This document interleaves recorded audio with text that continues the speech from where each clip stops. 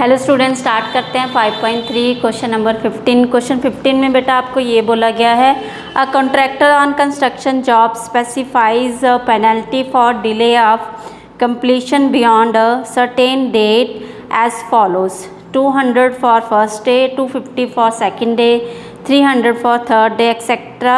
The penalty for each succeeding day being ₹50 more than for the preceding day.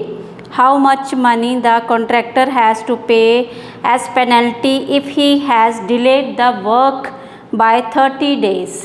आपको ये बोला गया है, एक जो जॉब है, कंस्ट्रक्शन जॉब है, ठीक है, वहाँ पे जो कंस्ट्रक्शन का काम है उसमें डिले हो रहा है।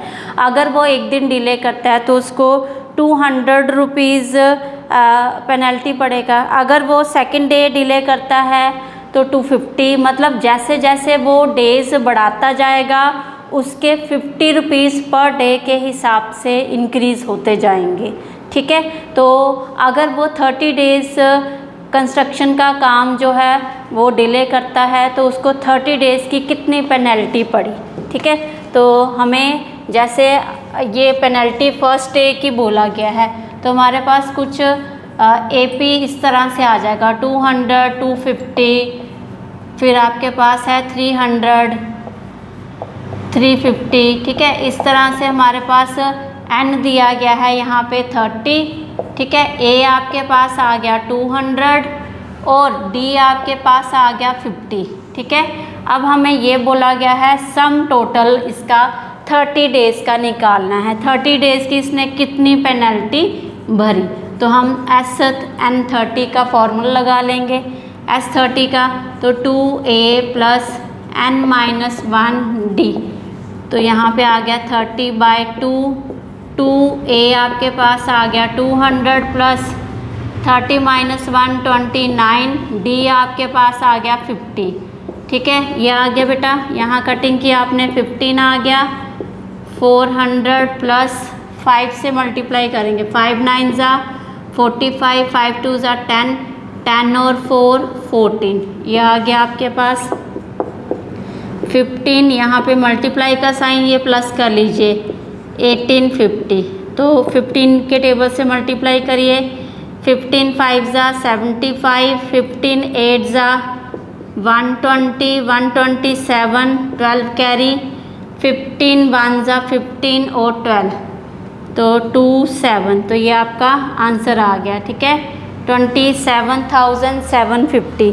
तो आप लिख देंगे यहाँ पे penalty for 30 days is rupees this, ठीक है। ये आपका क्वेश्चन हो गया। ओके बेटा, अभी आप क्वेश्चन नंबर 16 कर लीजिए इसके साथ। क्वेश्चन 16 में आपको देखो क्या बोला गया है, क्वेश्चन 16 करेंगे आप, ठीक है, क्वेश्चन बुक से ही पढ़ेंगे। क्वेश्चन 16 में आपको ये बोला गया है, sum of 700 is to be used to given 7 cash prizes to student of a school for their overall academic performance. If each prize is ₹20 less than its preceding price, find the value of prizes. आपको बेटा यहाँ पे sum total rupees, मतलब हमें जो total जो SN आपको दिया गया है वो 700 है, मतलब 700 के आपको प्राइजेस जो हैं वो डिस्ट्रीब्यूट करने हैं, ठीक है। अब आपको ये बोला गया है 700 के आप 7 कैश प्राइज़ निकालेंगे। कितने निकालेंगे? SN आपके पास क्या है 7, मतलब आपको जो कैश प्राइज़ देने हैं 700 के वो 7 देने हैं। और आपको ये भी बोला गया है यहाँ पे जो हमारे पास प्रीसीडिंग प्राइस होगा, जो पहले का प्राइस होगा उसमें से जो दूसरा प्राइस होगा वो 20 लेस होगा। तो इट मीन्स हमें यहाँ पे D भी दिया गया है -20, ओके। तो आपको ये बोला गया है find the value of each price, तो आपको यहाँ पे AP बनाना है, ठीक है। चलिए, तो हम SN लेके चल रहे हैं, यहाँ पे हमारे पास n/2 2A + n-1D।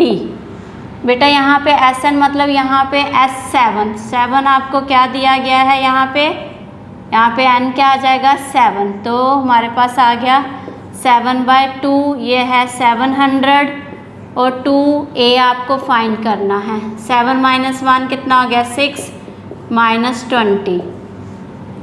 700 मल्टीप्लाई में 2 अपॉन में 7, 2a माइनस 120, 700 से कट हुआ 200 प्लस 3, यहाँ पे आ जाएगा 120, 2a तो ये आ गया 320 बाय 2 a कटिंग किया आपने 160, a हमारे पास आ गया 160। ठीक है, आपको यही बोला गया था कि आपको क्या निकालना है, वैल्यू ऑफ प्राइजेस। तो आप निकालेंगे यहाँ पे, अगर a हमारे पास 160 है बेटा तो a2 क्या आएगा 160, हमारे से माइनस जो d है वो क्या है a2 में d प्लस होता है ना, तो प्लस माइनस कितना है, तो ये आ जाएगा 140। तो a3 आपके पास क्या आ गया 140 माइनस d, तो ये आ जाएगा 120। a4 आपके पास आ गया 120 माइनस 20 100। a5 आपके पास आ जाएगा 80, मतलब 20 आपके क्या हो रहे हैं लेस हो रहे हैं। ठीक है, तो a7 आपके पास आ गया। 7 कैश प्राइजेस आपके पास क्या आ गई ये, तो आप लिखेंगे हमारे पास 7 कैश प्राइजेस आ गए।